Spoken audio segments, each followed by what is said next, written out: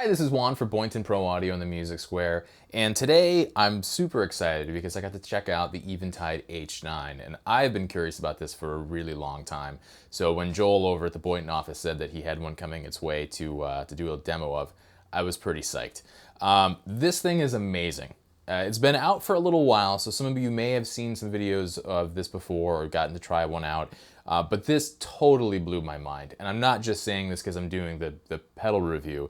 I'm genuinely thrilled. And I'm not a pedal guy. I'm kind of old school, plug into a good amp and rock sort of guy. So to go through this thing and see so many presets and so many parameters that you can edit and how really usable it is just really blew my mind. I've gotten to try out a lot of pedals similar to this sort of idea. And oftentimes you'll have a couple that sound really good, and you'll have a couple and sort of think, well, when would I ever use that? You know, and then some that you're just, just don't sound good, I'll be honest. This thing's amazing. So what I actually did for this demo was I only used presets that come with the pedal. Now you can go in and via your mobile device or hooking it up to your computer, you can go in and edit everything. I mean, this thing is really incredible. Any possible parameter that you would think to edit, you can. You can sync it up to your DAW so it'll automatically, do whatever tempo the song is at. You can do just about anything with this. But what's also really cool is you can just plug in and immediately get really great sounds.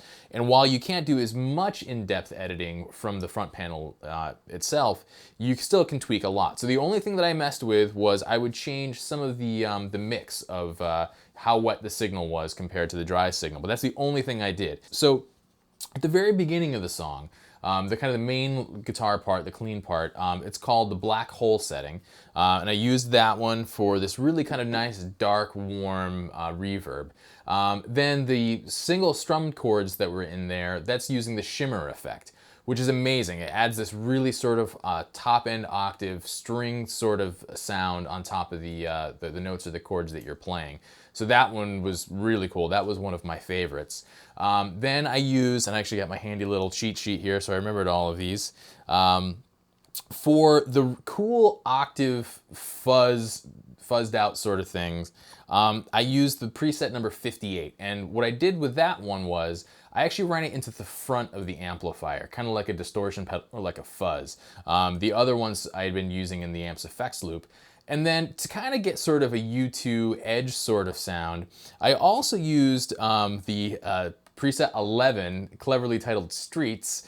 I ran that into the front of the amp too, and I've got all of those labeled in the tune.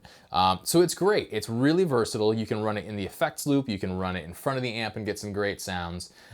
So I had a ball with that. Then when the kind of lead line dirty guitar came in that I ended up harmonizing as well, I used preset number 89, which is just a straight ahead great digital delay that works really well with distorted parts in the effects loop. So that's kind of the breakdown of the sounds that I was using.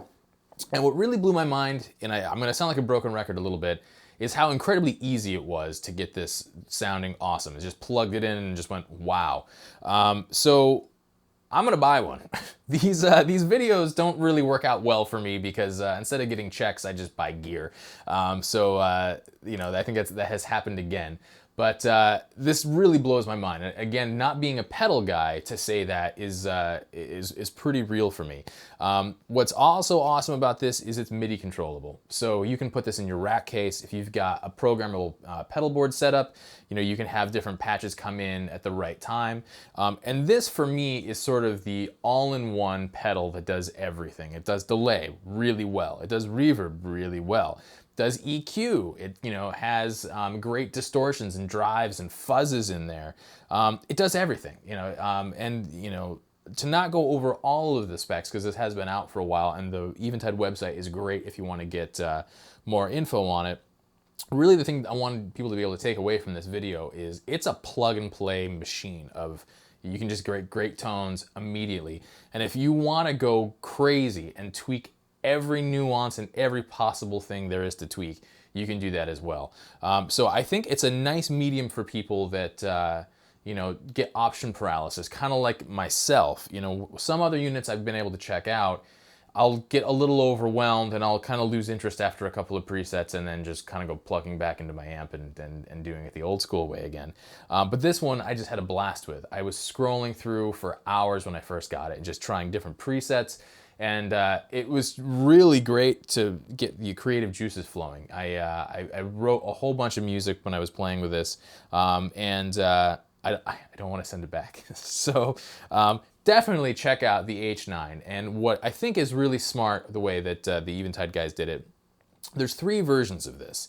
There's the Eventide H9 Core, there's the regular H9, and then there's the H9 Max. So if you don't need all of the algorithms and you don't need all of the possible tones to get you by, you can get the H9 Core, and then it comes loaded with some algorithms, and then you can buy the ones that you want. So that's pretty handy. The regular H9 comes with a ton of stuff, and the H9 Max just comes with everything. So depending on what your needs, depending on your budget, and depending on your rig, you'll really be able to get a lot of mileage out of these. So if you like this video and you'd like to see more videos like this, definitely subscribe to our YouTube channel, like the video, and we'll be coming out with some more videos soon. Also, if you have any suggestions for gear you'd like to see reviewed, or if you have suggestions of how to make these videos better, definitely please comment below, and we'll check those out. All right, take care. Bye.